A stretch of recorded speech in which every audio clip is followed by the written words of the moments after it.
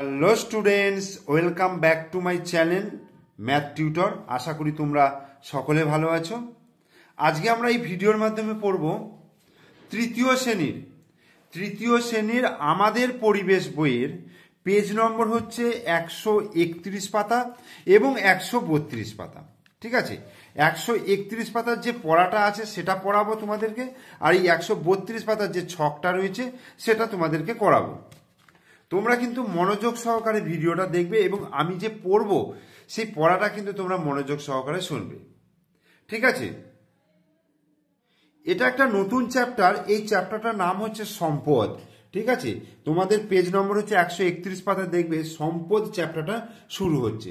প্রথমেই যেটা রয়েছে সেটা হচ্ছে পাহাড়ে চড়ার মজা। পাহাড়ে চড়ার মজা তোমরা হয়তো অনেকেই পাহাড়ে চড়েছো, যারা দার্জিলিংয়ে বেড়াতে গেছো বা কোনো পাহাড়ি এলাকায় বেড়াতে গেছো তাহারা নিশ্চয়ই পাহাড়ে চড়েছো।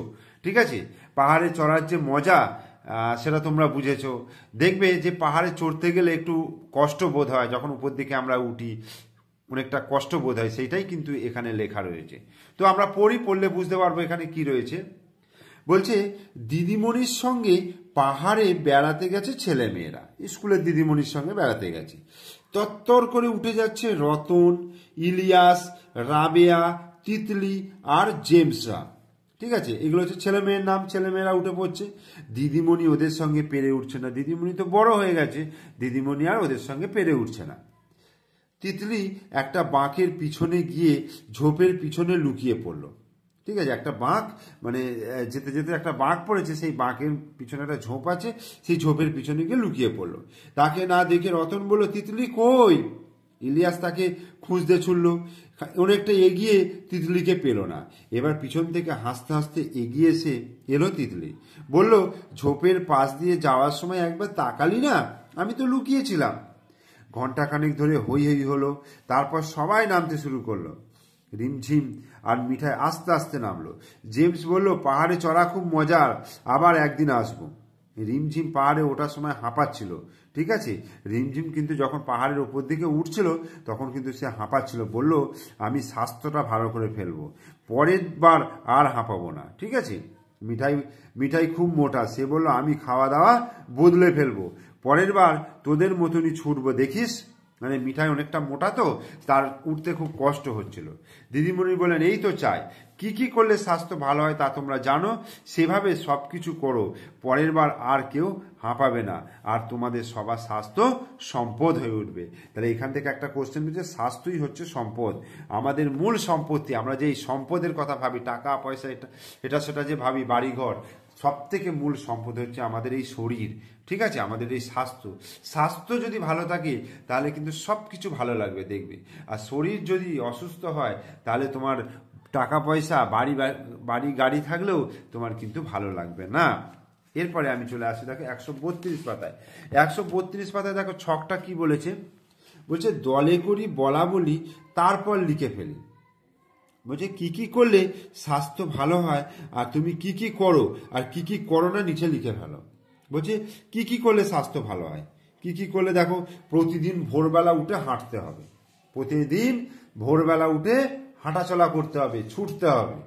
তারপরে প্রতিদিন সকাল অথবা সন্ধ্যাবেলা ব্যায়াম করতে হবে।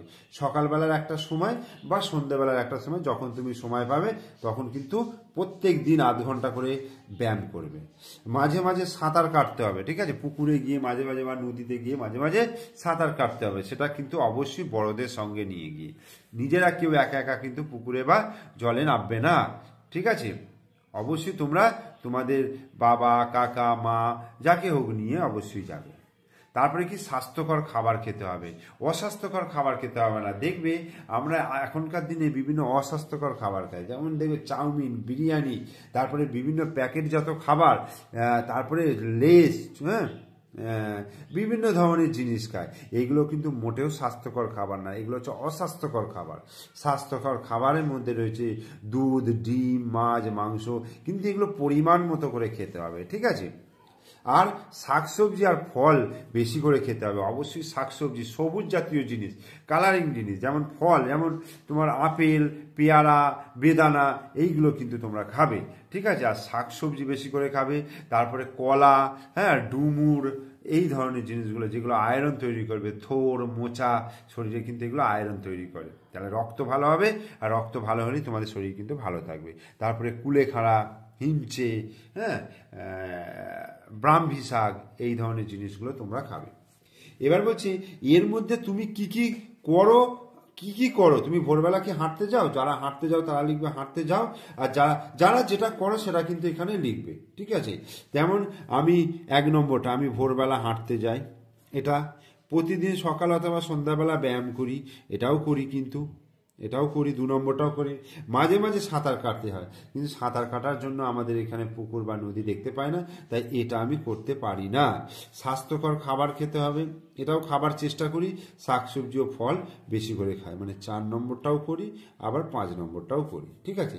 আর এর মধ্যে কি কি তুমি করো না, মানে এই যে মাঝে মাঝে যে সাঁতার কাটা, এটাই আমি করতে পারি না, বাকিগুলো কিন্তু সবই আমি করার চেষ্টা করি। তোমরাও কিন্তু এইখানে যে প্রত্যেকটা জিনিস রয়েছে, এই প্রত্যেকটা জিনিস তোমরা কিন্তু করার চেষ্টা করবে, তাহলে তোমাদের শরীর সুস্থ থাকবে, ভালো থাকবে, এবং তোমরা পড়াশোনাটাও দেখবে ভালো করে করতে পারবে, পড়াশোনা করতে তোমাদের এনার্জি পাবে, ঠিক আছে। তাই আর বেশি কথা বাড়াবো না, এখানেই আমি এই ভিডিওটা শেষ করব। আর ভিডিওটা ভালো লাগলে অবশ্যই লাইক করবে, বন্ধুদেরকে শেয়ার করবে, আর আমার চ্যানেলটাকে অবশ্যই সাবস্ক্রাইব করে দেবে, আর পাশে থাকা বেল আইকন প্রেস করে দেবে।